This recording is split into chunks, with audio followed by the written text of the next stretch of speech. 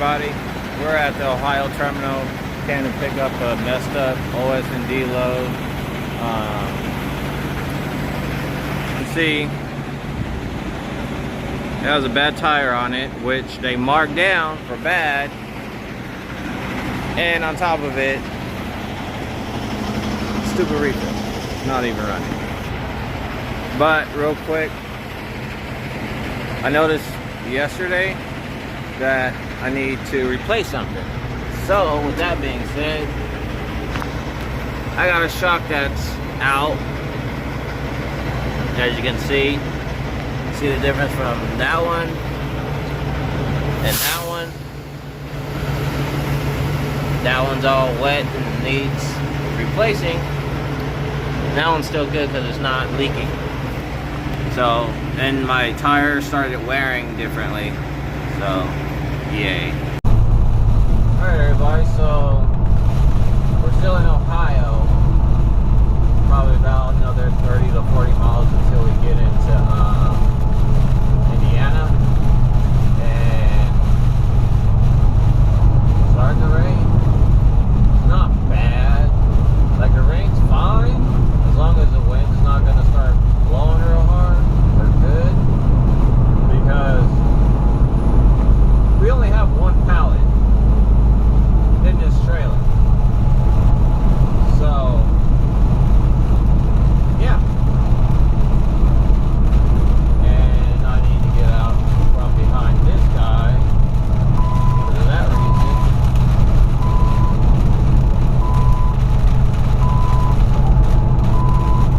So yeah, I'm not sure if I'm going to run it all night or the rest of the day and use a full clock. I'll still have about an hour or so. Once I get there, I don't have another load afterwards. So right now, yeah. Well, I got a little bit worse on rain fire. It doesn't look that bad through the GoPro, but you have your sections where it comes down, and I think the rain's moving north, so we're pretty much going through down there, almost the heart of it.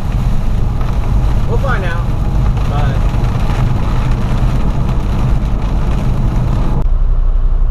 alright everybody, we didn't make it far. The weather kind of stopped us. We are Frankfort, Indiana, off of the 65. And let me turn the lights out so you can see. I don't know if you could tell or not, but it is coming down. We're parked behind a row of trucks because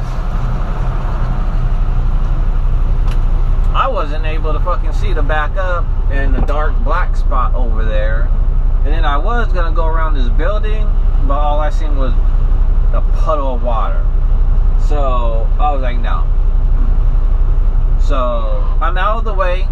People can still come in and do what they need to do, but I only got one pallet on this trailer. That being said, this wind's blowing. My phone's saying 19 miles an hour, but in all reality, the gust wind is a lot stronger. So that was a sign, basically, okay, you're gonna make it to this exit and you're gonna park. Now, I didn't even know what the heck was over here. So when I stopped on the exit, on-ramp, off-ramp, pulled up my phone, seeing what was close by, or I was gonna park on the on-ramp or off-ramp. Luckily, there was this truck stop here, and now we're parked. It's not gonna let up until 2 in the morning. So I'm pretty much done for tonight. It is going on 10 o'clock.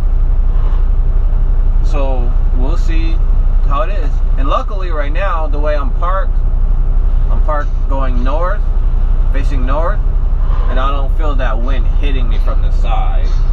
So that's a positive.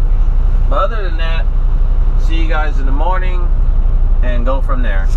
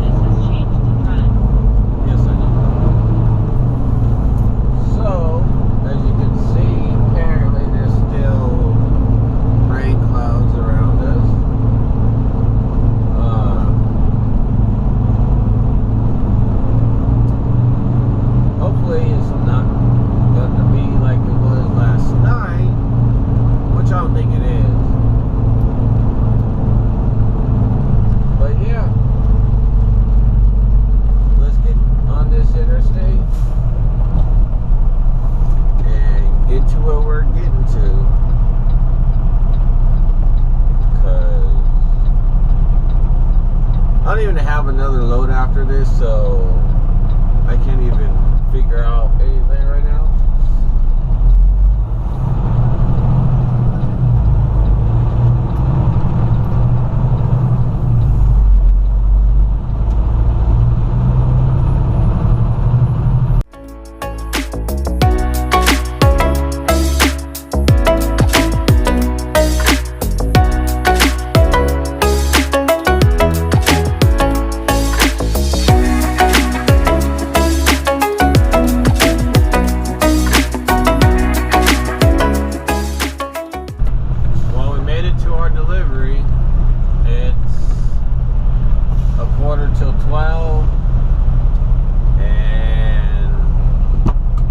Apparently we got more loads, so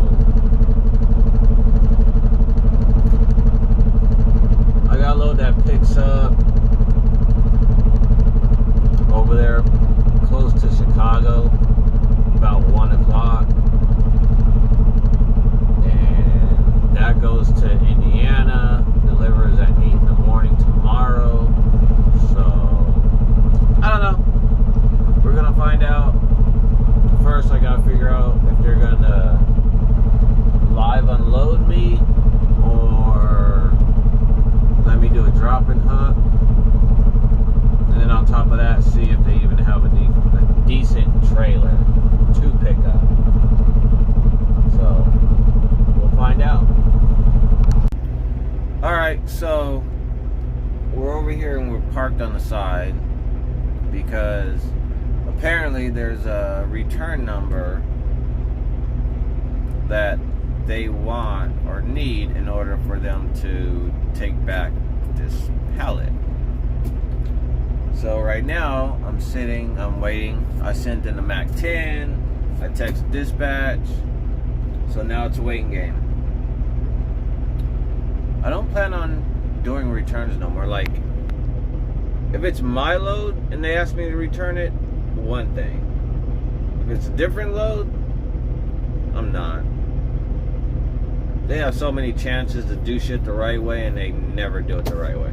They always seem to mess it up for something simple on everything. So we're just gonna sit here and wait and figure out how long it's gonna take. So alright everybody, so it's going on 3 hours of sitting here trying to just drop this pallet, this trailer off with a pallet. Basically it was guard shack, she needs a number, otherwise she can't check you in. Not a big deal.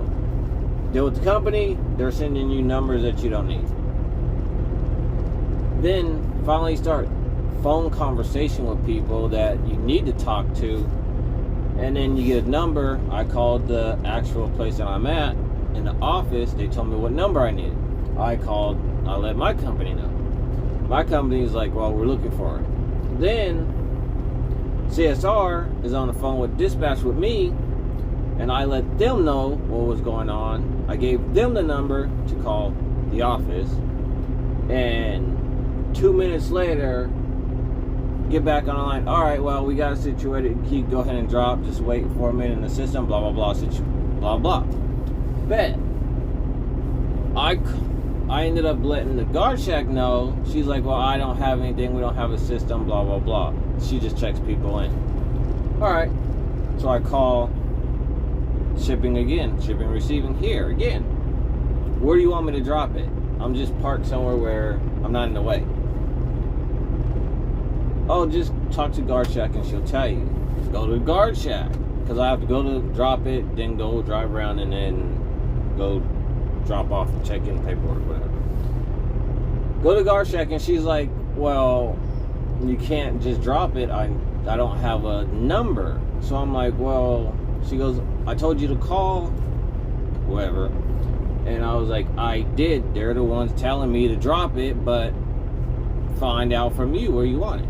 Long story short, she finally calls, and now we're dropping it. So it's like I said, going on 3 hours since me sitting here.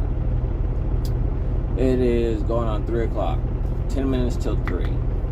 So it's literally 3 hours right now from when we've been sitting here. So let me go drop this trailer, drop the paperwork off, and then, yeah. All right, everybody, so couldn't find an empty out our delivery. We came to Aurora. I went to 2 different craft plants, or DCs. They didn't have any. So I checked one more that was over here, and I was able to find one. So now we got our empty trailer, and now we're about 54 miles away from our pickup. So let's get down the road and go from there. Looks like something's going on with the bank and nothing but cops over there. But anyways, let's get on the road.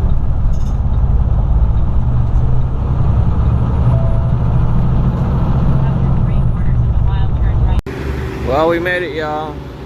Finally got to our delivery. Or our pickup, sorry. A little windy out here. A little breezy. We gotta set this reefer form.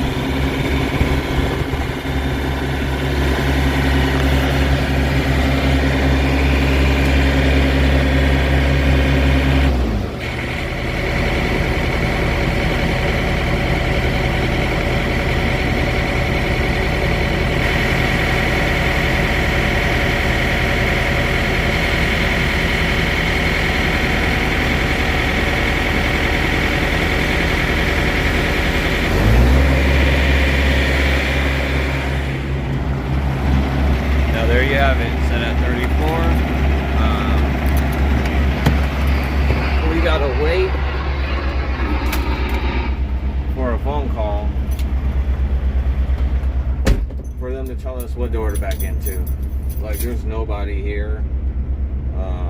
My appointment, 1 o'clock, 1 p.m. And I got here at 6:50. It's going on 7 o'clock. So, if I didn't say it, we did a trailer run around. No, I said it. But my thing is now I gotta drive a couple hours just to get to my delivery.